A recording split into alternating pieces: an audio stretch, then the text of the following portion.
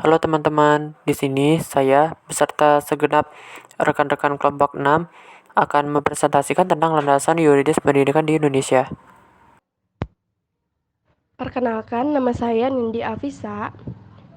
Pertama-tama saya akan menjelaskan tentang pengertian landasan yuridis pendidikan.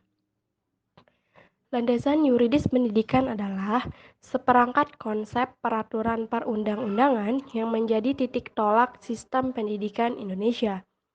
Menurut Undang-Undang Dasar 1945, seperti Undang-Undang Dasar Republik Indonesia, Ketetapan MPR, Undang-Undang Pemerintah, Peraturan Pemerintah Pengganti Undang-Undang, Peraturan Menteri, Keputusan Peraturan Presiden, Peraturan Pemerintah, dan lain-lain. Landasan yuridis adalah landasan hukum yang mendasari semua kegiatan pendidikan mengenai hak-hak yang penting, seperti komponen struktur pendidikan, kurikulum pendidikan, pengelolaan pendidikan, dan pengawasan sistem pendidikan. Baik, perkenalkan nama saya Regina Lydia Aprianti. Saya akan menjelaskan hubungan antara pendidikan dan hukum. Pendidikan adalah proses pengalaman belajar dan pengubahan sikap perilaku seorang atau sekelompok orang dalam upaya mendewasakan manusia melalui upaya pengajaran dan pelatihan. Sedangkan hukum sendiri merupakan suatu aturan baku sebagai tempat berpijak ataupun titik tolak dalam melaksanakan kegiatan-kegiatan tertentu. Dalam hal ini, kegiatan pendidikan dilandasi oleh aturan-aturan baku mengenai segala proses dan hal yang berkaitan dengan pendidikan. Kata yuridis sendiri berkaitan dengan hukum. Maka yang menjadi asumsi dalam pendidikan adalah sumber-sumber hukum yang menjadi pijakan dalam pelaksanaan pendidikan di Indonesia. Landasan hukum pendidikan adalah dasar atau pondasi perundang-undangan yang menjadi pijakan dan pegangan dalam pelaksanaan pendidikan di suatu negara. Jadi, hubungan antara pendidikan dan hukum tercantum di dalam pasal 2 dan 3 Undang-Undang Republik Indonesia Nomor 20 Tahun 2003 tentang Sistem Pendidikan Nasional, bahwa pemerintah menjamin terselenggaranya wajib belajar minimal pada jenjang pendidikan dasar tanpa dipungut biaya atau gratis. Hubungan antara Pancasila dan sistem pendidikan ditinjau dari filsafat pendidikan di mana Pancasila adalah dasar negara yang tercantum dalam pendidikan Undang-Undang Dasar 1945. Pancasila mempunyai fungsi dalam kehidupan bangsa dan negara Indonesia. Antara lain, Pancasila sebagai dasar negara, alat pemersatu bangsa, sumber dari segala sumber hukum, pandangan hidup bangsa, dan sumber ilmu pengetahuan yang ada di Indonesia. Strategi Sistem Pendidikan Nasional. Yang pertama, pelaksanaan pendidikan agama serta akhlak mulia. Yang kedua, pengembangan dan pelaksanaan kurikulum berbasis kompetensi. Yang ketiga, proses pembelajaran yang mendidik dan dialogis. Yang keempat, evaluasi, akreditasi, dan sertifikasi pendidikan yang baik.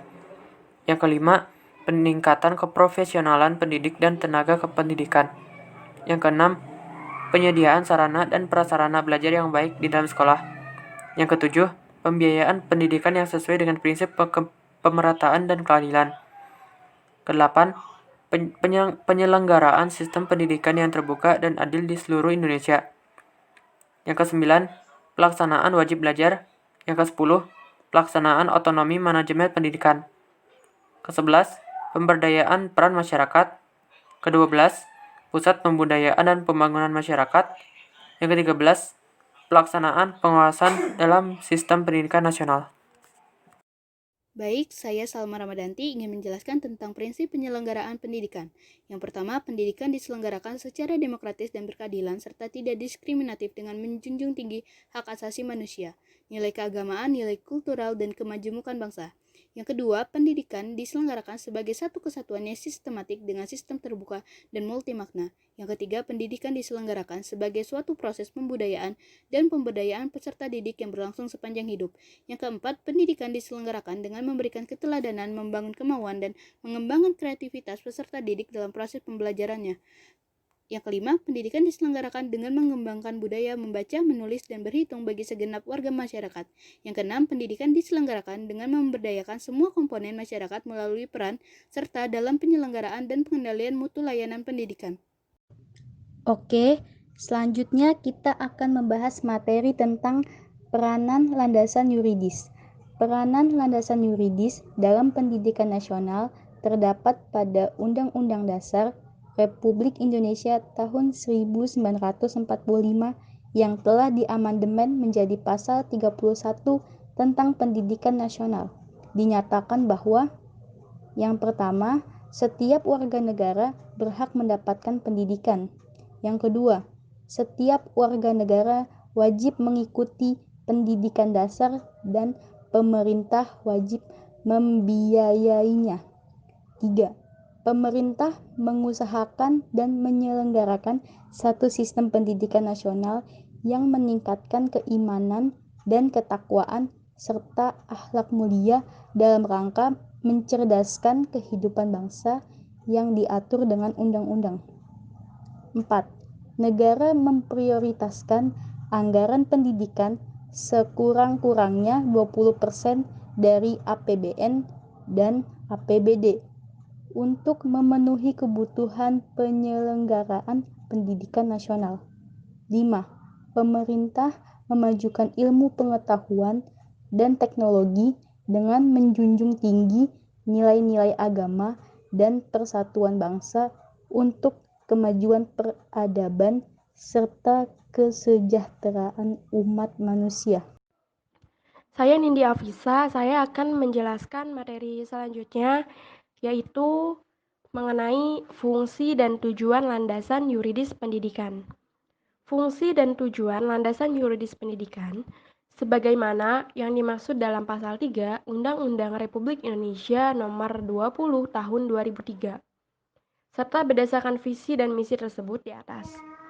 Pendidikan nasional berfungsi mengembangkan kemampuan dan membentuk watak serta peradaban bangsa yang bermartabat dalam rangka mencerdaskan kehidupan bangsa. Adapun tujuan pendidikan nasional adalah untuk berkembangnya potensi peserta didik agar menjadi manusia yang beriman dan bertakwa kepada Tuhan Yang Maha Esa, berakhlak mulia, sehat, berilmu, cakap, kreatif, mandiri, dan menjadi warga negara yang demokratis serta bertanggung jawab. Itu berdasarkan pasal 3 dan penjelasan atas Undang-Undang Republik Indonesia Nomor 20 Tahun 2003. Baik, selanjutnya saya akan menjelaskan manfaat landasan yuridis dalam pendidikan. Yang pertama, mengupayakan perluasan dan pemerataan kesempatan memperoleh pendidikan yang bermutu bagi seluruh rakyat Indonesia. Yang kedua, membantu dan memfasilitasi pengembangan potensi anak bangsa secara utuh sejak usia dini sampai akhir hayat dalam rangka mewujudkan masyarakat belajar. Yang ketiga, meningkatkan kesiapan, masukan, dan kualitas proses pendidikan untuk mengoptimalkan pembentukan kepribadian yang bermoral. Yang keempat, meningkatkan keprofesionalan dan akuntabilitas lembaga pendidikan sebagai pusat pembudayaan ilmu pengetahuan, keterampilan, pengalaman, sikap, dan nilai berdasarkan standar nasional dan global. Yang kelima, memberdayakan peran serta masyarakat dalam penyelenggaraan pendidikan berdasarkan prinsip otonomi dalam konteks Negara Kesatuan Republik Indonesia. Pentingnya landasan yuridis dalam pendidikan. Yang pertama, setiap warga negara berhak mendapatkan pendidikan. Yang kedua, setiap warga negara wajib mengikuti pendidikan dasar pemerintah wajib membiayainya. Yang ketiga, pemerintah mengusahakan dan menyelenggarakan satu sistem pendidikan nasional yang meningkatkan keimanan dan ketakwaan serta akhlak yang mulia dalam rangka mencerdaskan kehidupan bangsa yang diatur dengan undang-undang. Yang keempat, negara memprioritaskan anggaran pendidikan sekurang-kurangnya 20% dari anggaran pendapatan dan belanja negara serta dari anggaran pendapatan dan belanja daerah untuk memenuhi kebutuhan penyelenggaraan pendidikan nasional. Yang terakhir, pemerintah memajukan ilmu pengetahuan dan teknologi dengan menjunjung tinggi nilai-nilai agama dan persatuan bangsa untuk kemajuan peradaban serta kesejahteraan umat manusia. Selanjutnya saya ingin menjelaskan tentang jenis-jenis landasan yuridis pendidikan Indonesia. Yang pertama, pendidikan menurut Undang-Undang Dasar 1945. Undang-Undang Dasar 1945 merupakan hukum tertinggi di Indonesia. Semua peraturan harus tunduk kepada undang-undang termasuk pendidikan. Pasal-pasal yang bertalian dengan pendidikan dalam Undang-Undang Dasar 1945 hanya 2 pasal, yaitu pasal 31 dan 32 yang menceritakan tentang pendidikan dan kebudayaan. Yang kedua, Undang-Undang Republik Indonesia Nomor 20 Tahun 2003 tentang Sistem Pendidikan Nasional. Di antara peraturan perundang-undangan Republik Indonesia yang paling banyak membicarakan pendidikan adalah Undang-Undang Republik Indonesia Nomor 20 Tahun 2003. Undang-undang ini disebut sebagai induk peraturan perundang-undangan pendidikan. Undang-undang ini mengatur pendidikan pada umumnya, artinya segala sesuatu yang bertalian dengan pendidikan mulai dari prasekolah sampai dengan pendidikan tinggi ditentukan dalam undang-undang ini. Yang ketiga, landasan yuridis pelaksanaan pendidikan nasional. Undang-Undang Dasar Republik Indonesia tahun 1945 yang telah diamandemen Pasal 31 tentang pendidikan nasional mengamanatkan 1. Setiap warga negara berhak mendapatkan pendidikan. Yang kedua, setiap warga negara wajib mengikuti pendidikan dasar dan pemerintah wajib membiayainya. 3. Pemerintah mengusahakan dan menyelenggarakan satu sistem pendidikan nasional yang meningkatkan keimanan dan ketakwaan serta akhlak mulia dalam rangka mencerdaskan kehidupan bangsa yang diatur dengan undang-undang. Yang keempat, negara memprioritaskan anggaran pendidikan sekurang-kurangnya 20% dari APBN dan APBD untuk memenuhi kebutuhan penyelenggaraan pendidikan nasional. 5. Pemerintah memajukan ilmu pengetahuan dan teknologi dengan menjunjung tinggi nilai-nilai agama dan persatuan bangsa untuk kemajuan peradaban serta kesejahteraan umat manusia. Yang keempat, landasan yuridis pelaksanaan pendidikan daerah. Pemerintah pusat dan pemerintah daerah wajib memberikan layanan dan kemudahan, serta menjamin terselenggaranya pendidikan bermutu bagi warga negara tanpa diskriminasi. Pasal 11 ayat 1. Konsekuensinya, pemerintah pusat dan pemerintah daerah wajib menjamin tersedianya dana guna terselenggaranya pendidikan bagi setiap warga negara yang berusia 7-15 tahun. Pasal 11 ayat 2. Selanjutnya, kita akan membahas materi tentang penerapan landasan yuridis dalam pendidikan. A. Pendanaan pendidikan. Walaupun dalam amandemen Undang-Undang Dasar Republik Indonesia tahun 1945 Pasal 31 ayat 4 telah menegaskan bahwa negara memprioritaskan anggaran pendidikan sekurang-kurangnya 20% dari anggaran pendapatan dan belanja negara, serta dari anggaran pendapatan dan belanja daerah untuk memenuhi kebutuhan penyelenggaraan pendidikan. Akan tetapi, dengan berbagai alasan dan pertimbangan sampai saat ini, APBN kita belum mencapai 20%. B. Kompetensi guru atau konselor.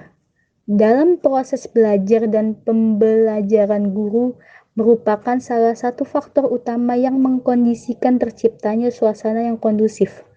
Proses transformasi ilmu dan pengetahuan akan berjalan sesuai fungsinya apabila guru menjalankan tugas dan tanggung jawabnya secara profesional. Guru dituntut untuk memiliki kompetensi dan dedikasi dalam menjalankan profesinya. C. Desentralisasi pendidikan.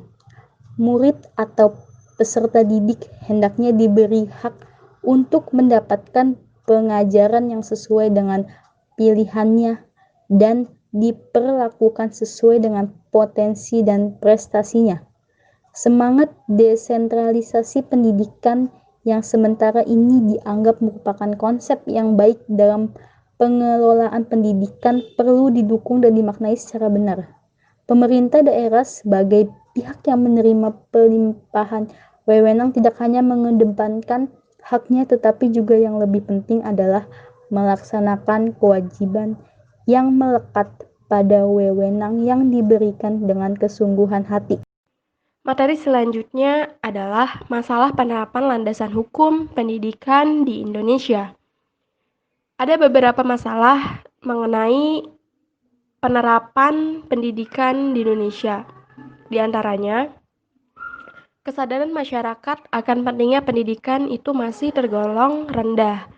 Yang kedua, masyarakat, aparatur negara, dan semua pihak yang bertanggung jawab dan sebagai pelaksana pendidikan kurang koordinasi dan kerjasama.